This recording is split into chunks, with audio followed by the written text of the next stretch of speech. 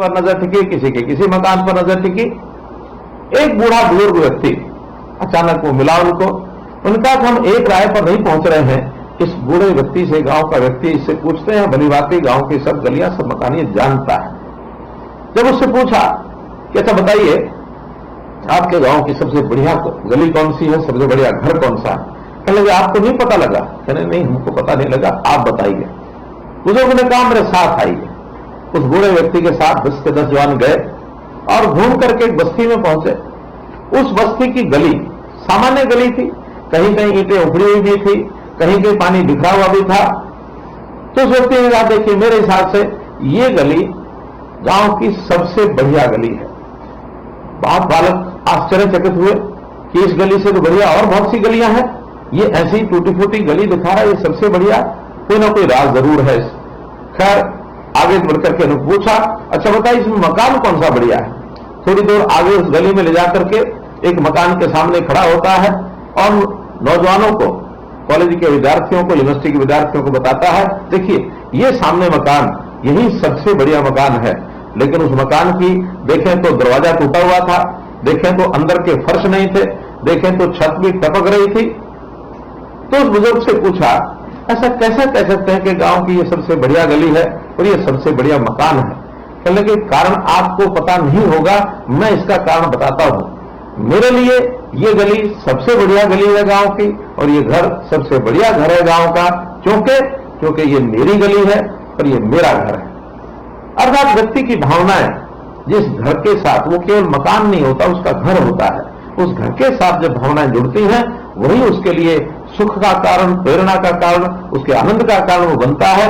तो हम भी जब प्रधानमंत्री की इस योजना से अगर घर जो है हमने बनाया है, उसको सरकार के सहयोग से बनाया है, कुछ हमने अपना प्लॉट लिया है, ये सब बातें करने के बाद उस व्यक्ति का संतोष ये जरूर दिखता है और इसका सपना जो पूरा होता है।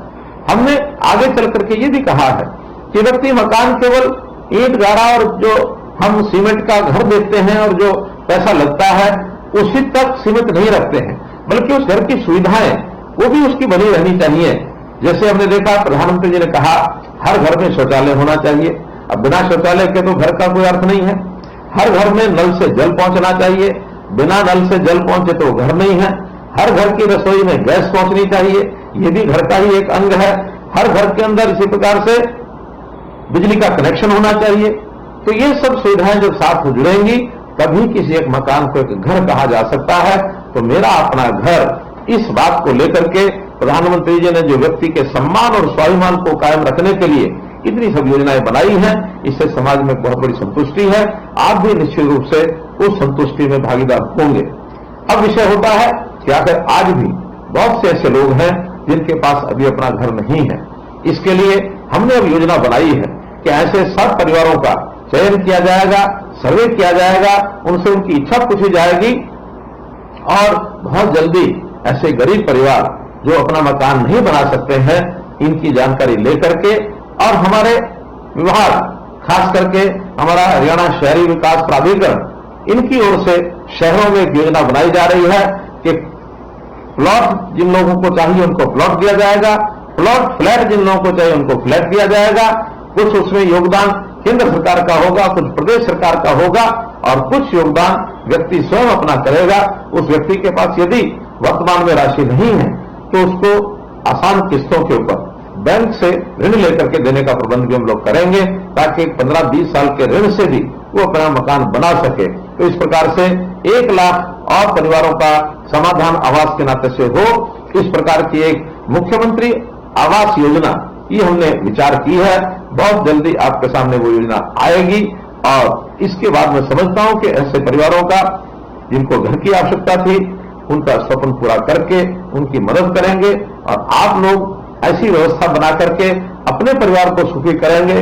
साथ में लगता है अपने निकट या अपना कोई मित्र, अपना रिश्तेदार, उसकी भी आवश्यकता पूर्ति करने के लिए यदि उसको हम प्रेरणा दे सके, उसको भी योजनाओं का लाभ उठाने के लिए हम रास्ता दिखा सकें, तो बहुत बड़ा काम आप भी करेंगे।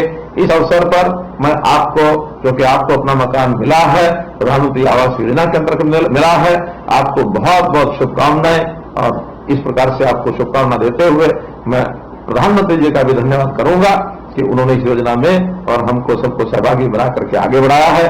बहुत बहुत धन्यवाद, बहुत बहुत आभार।